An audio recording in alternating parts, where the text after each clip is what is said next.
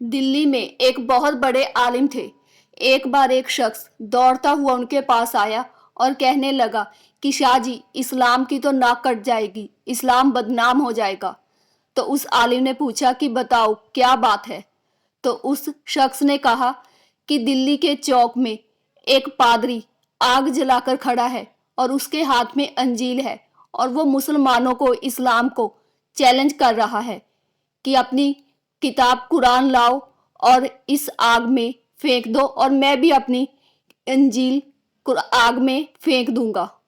अगर तुम्हारा दीन इस्लाम सच्चा होगा तो तुम्हारी किताब बच जाएगी, अगर मेरा दीन सच्चा होगा तो मेरी किताब बच जाएगी। वो इस्लाम को, मुसलमानों को चैलेंज कर रहा है।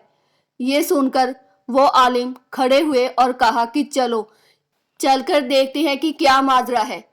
जब वो जाने लगे तो उस शख्स ने कहा कि शाह जी, कुरान तो ले लो।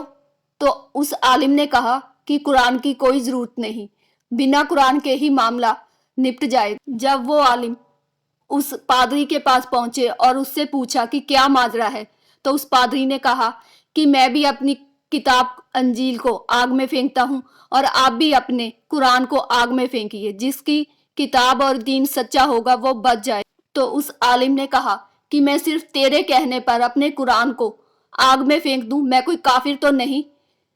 तुम एक काम करो, तुम भी अपनी इंजील को अपने सीने से लगाओ और मैं भी अपने कुरान को अपने सीने से लगाता हूँ और दोनों आग में कूद पड़ते हैं। जिसका दीन, जिसकी किताब सच्ची होगी वो बच जाएगा। ये सुनकर वो आदमी वहां से भागने लगा।